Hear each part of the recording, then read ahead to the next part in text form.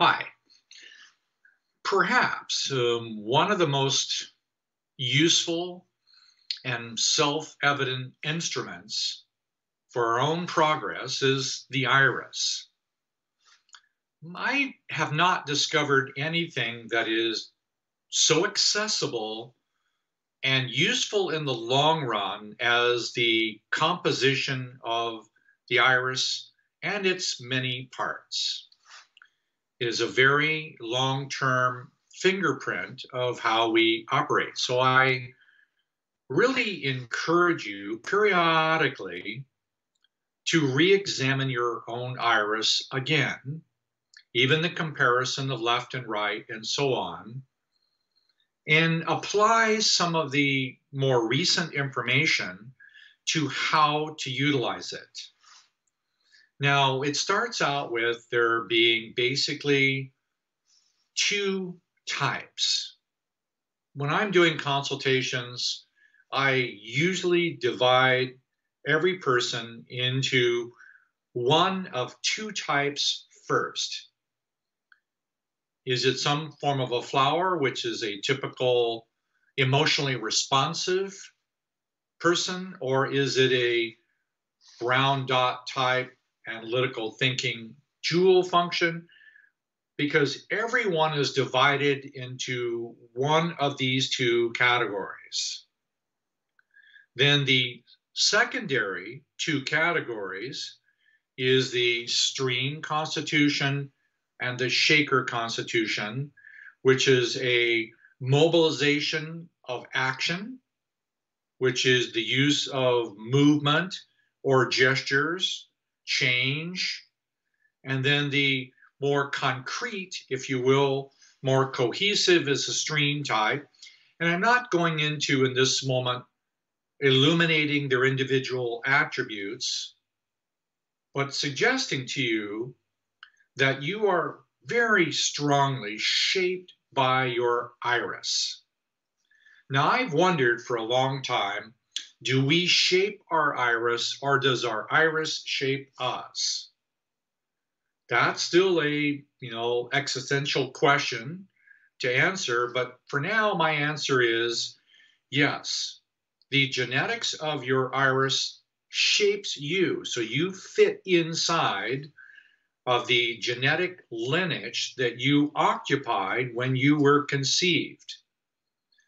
So we know by looking at, twins, that we look at fraternal twins of two different eggs, and they have substantially different irises.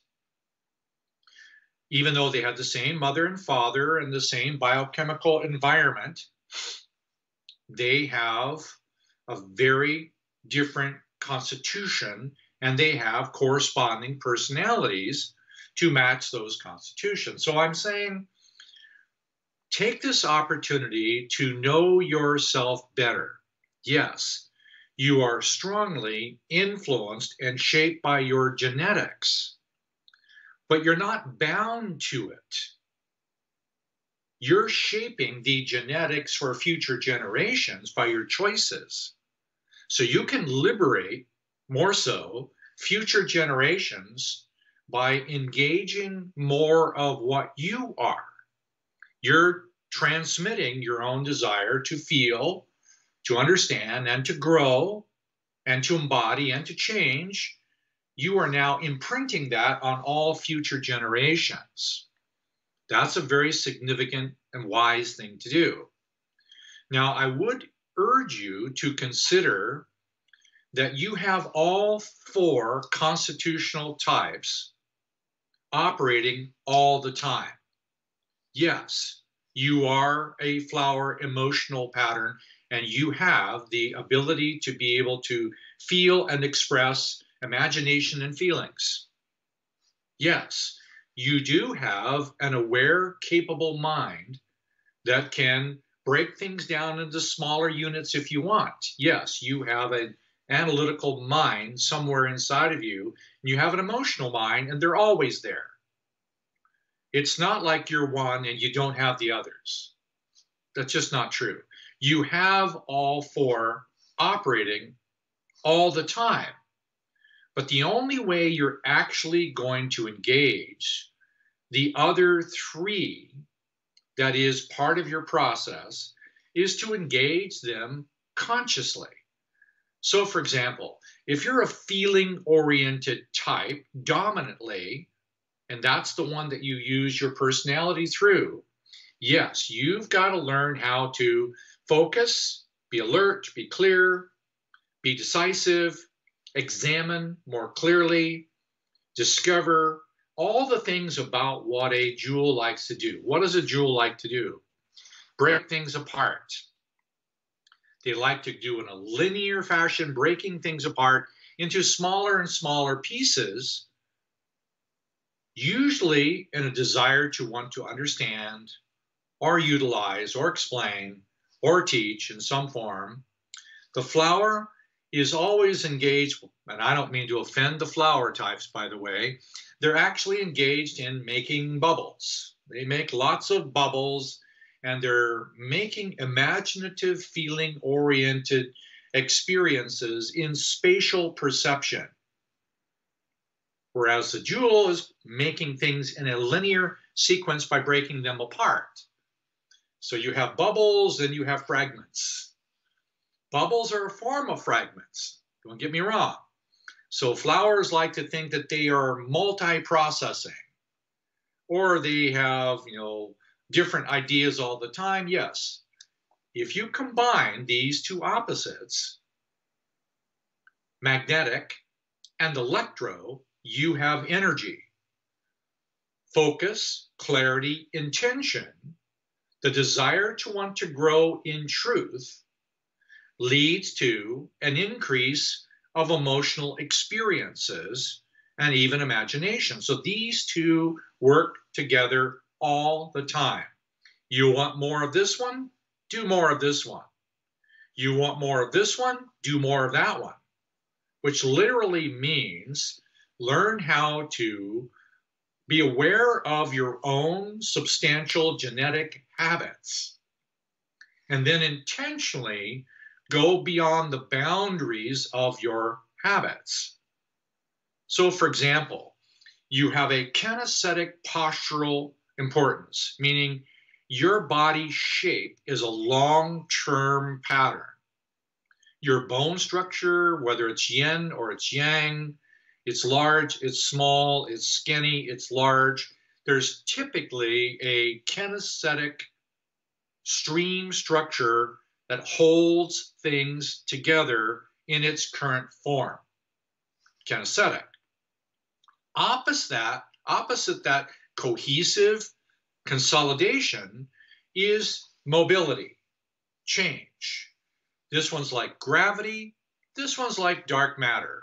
There's always this circulation between change and the old, the new and the old.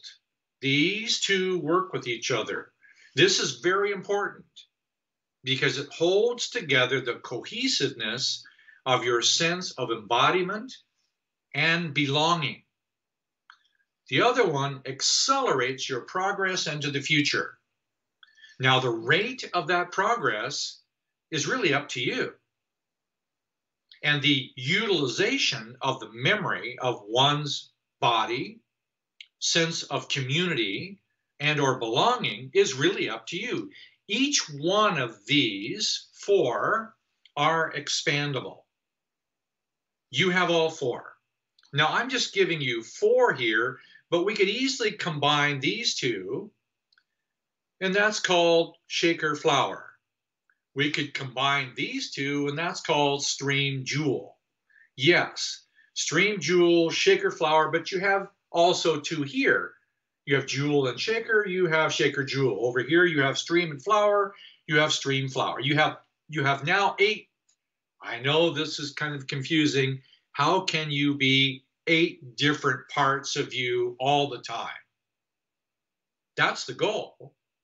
But in reality, as far as the fundamental use of the Rayid work, we're really primarily focused on 12 because they fit into the dynamics of the 12 2-hour periods of the day.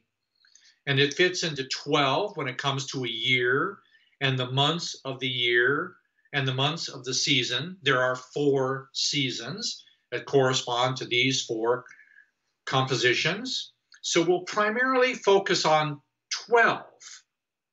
But I'm saying utilize where you are when you have a self-knowledge of your own iris. And let me give you some clues. Usually, if you're emotional, somebody's going to tell you you're emotional. Yes, that's pretty simple, right? If everybody's telling you to get a hold of yourself, you're too reactive, you're too dramatic, you're too blaming or emotionally reactive, yeah, chances are you are emotional. If somebody says to you, you know, you think too much, well, you should probably listen, because chances are you are thinking. And if you have a tendency to speak more than your partner, you're probably a jewel. And it doesn't matter if you're always right, but why don't you consider integrating both of these two all the time? Now, yes, everybody has a sense of desire to belong, and everybody has a desire to change. That's these 4 compositions. Use them. Now, eventually, this is what I'm most excited about. Let me show you something else. I know. You know me. I'm kind of interested in something new. Now, that gives you an idea. What's my constitution? Yeah, I'm a shaker pattern, and I'm always wanting to do something new. Well, this is something new, and it's also something old, is how to bring together these 4 constitutions all the time. These are also the 4 major cycles of the day, ascending and descending. These are the 4 seasons of the year. These are the energies up and down, yin and yang, blue and red. But I'm interested in how the conscious intention to create a unity and a fusion between the 4. This is what I'm currently practicing myself, is how to bring these 4 together with intention and awareness to go beyond the limitations of my own genetic structure. And what I've seen is if you just leave it there, you will progress your entire lifetime in one constitution, and pretty much the only change you experience is the change of the law of attraction damaging your body and becoming aged. That's typically what happens with everyone if you just leave it alone. I'm intrigued with not leaving it alone, but rather taking the conscious qualities of these 4 and merging the circulation between them on the equinox. Why the equinox? The equinox is a planetary experience where opposites come together at 2 different times of the year to produce a momentary equality or a unity. By that I mean you have in the spring equinox, you have the ascending that meets precisely on one date, and the planetary equilibrium means that all of the earth is bathed in the same equality of light in the spring equinox. Then you have the fall equinox that comes in to create the opportunity on the ascending and descending on the opposite side of the planet. You have the entire planet involved in 2 different equinoxes. The southern hemisphere has an equinox on the same day as the northern hemisphere has an equinox. And the 2 of them, it's possible, I think, to be able to do unusual things at that time. This is not yet one on the equinox, even though for those of you who are hearing this in the first week of March, yes, there's an equinox in 3 weeks, and I'm interested in experimenting with what it means to circulate and unify these energies vertically and horizontally, because for me, that's what they are. There's a vertical axis and a horizontal axis. So I'm saying to prepare yourself for the optimum opportunity to feel and to grow, you can increase awareness, you can increase feeling, you can increase embodiment while increasing the capacity to grow. All four of these can be combined, as far as I know, only with the intention to want to do so.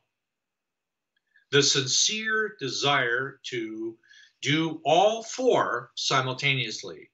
Yes, eventually that means doing all 12 simultaneously. And I'm going to go through a series of other recordings to show you what the 8 and the 12 look like and feel like, why they're different, until eventually we're looking at 36 different attributes that are the divine potential of every individual to occupy their own soul's capacity. Your iris is only where you start. It's not where you end at all. You're not your iris. You're far more than your iris. So just consider that. We'll come back with a little more another time. Thanks for coming.